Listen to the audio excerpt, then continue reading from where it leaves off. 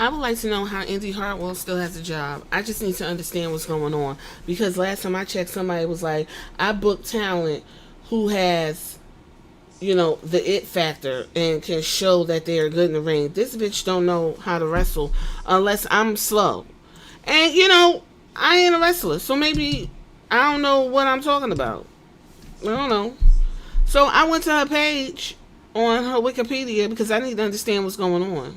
She relinquished her NXT title because she won a championship for some odd reason and during the NXT 2.0 era. Then she broke her foot, got drafted, and been on the main roster doing nothing. Like her and Candice LeRae pop up and her goofy ass would just be big and goofy. That's this thing that people say. That you're not ugly, you just broke. And she is like the epitome of that because Jesus. I'm just trying to understand if TKO and WWE trying to cut the fat, why do we have this grizzle still walking around? So according to this old article, the company sees a ton of potential in the 26-year-old star. So she's like 30 now. As they have already decided to call her up to the red brand, and she's now on the blue brand. However, the injury in her foot appears to be serious enough that she may not be available right now to have any impact on the Raw Women's division. Raw Women's champion Bianca Belair has already been drafted to SmackDown after spending the calendar year as champion. Oh, here's another little tidbit. They had the Elimination Chamber down to Australia, so she had to bring her ass there because she Australian. But the people in charge said they don't see ethnicity or nothing like that. They just see talent. So anyway, she was asked what are her plans, being that they lost the shot at the tag team championship at that time.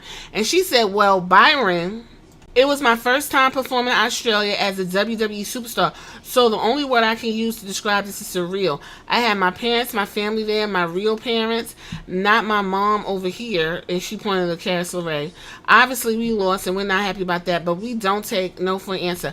Our sights are set on the tag team titles, and the former tag team champions in NXT, and we know we could do it again. They haven't done anything again.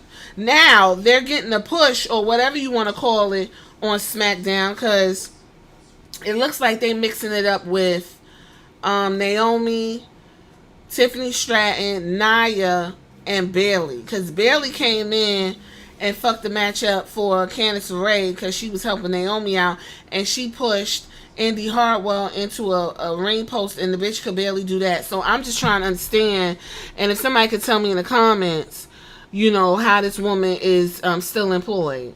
For some reason, I thought she was fired.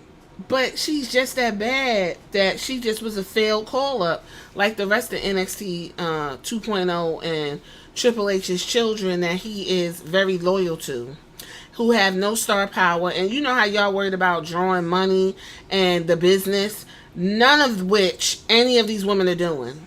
So I don't understand. I just need y'all to get in the comments, and maybe you could tell me what it is about Indy Hartwell that she needs to still be in the WWE. Okay, so this person says she's genuinely really good at non-wrestling character work, but she's still not improving in the ring enough to match what she can do outside of it. Unless a light unexpectedly goes on soon, she will likely going to make on the main roster if there's no such thing as NXT lifers anymore in WWE in general. Okay, so she's a character. That's what y'all said. She does better in character work and less in-ring work. See, so I would say maybe, let her get with Chelsea Green and try to learn how to be a character, because I don't know what Indy Hartwell's character is. And if you know what her character is, please tell me in the comments. I guess I don't see a need for her. So according to her Wikipedia, she is a professional wrestler outside of Australia. Got that. She signed to WWE in 2019.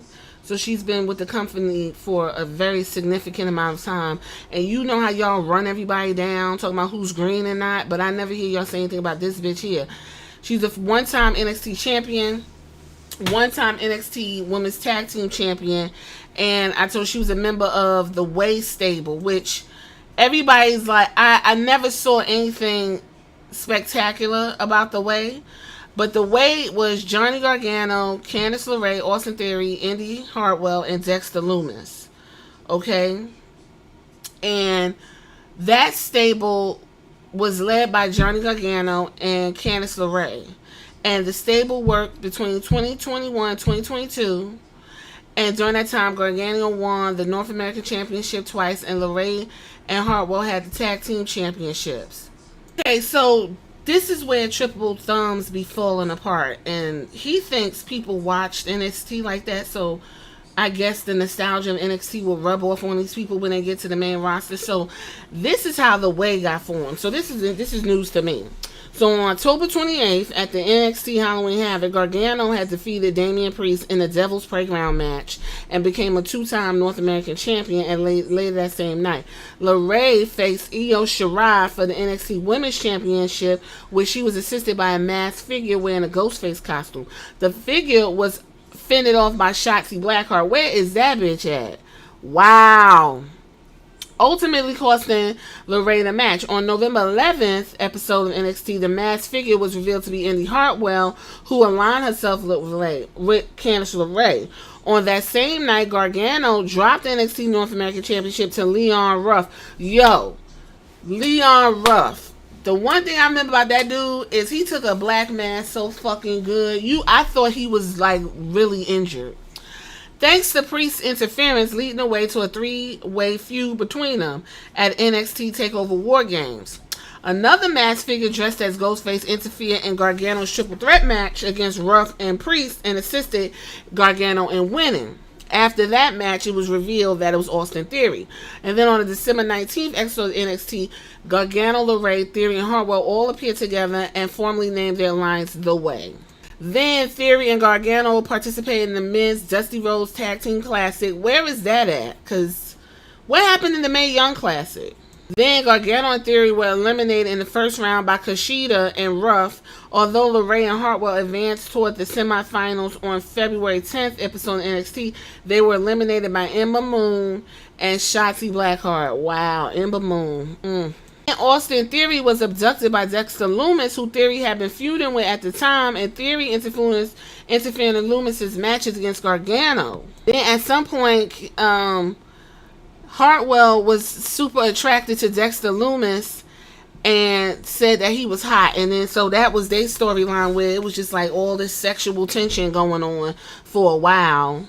And then they had like this big wedding, and I guess Dexter and Theory never really jibbed together, but they was kind of like, well, I'm gonna deal with you because that's my homegirl and she like you. And so after a while, after 2021 draft, Theory got drafted to Raw. LeRae went on maternity leave. The Way's final appearance was a December episode of NXT 2.0, in which Gargano, Hartwell, and Lumis embraced backstage.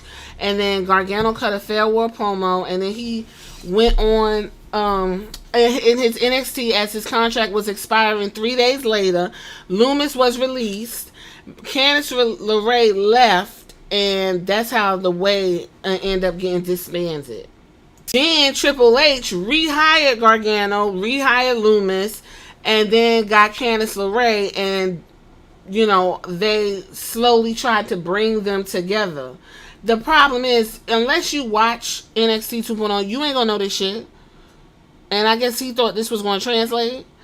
Well, anyway, I think the bitch needs to get fired. So if you made this far, let me know, because I'm completely confused and confuzzled.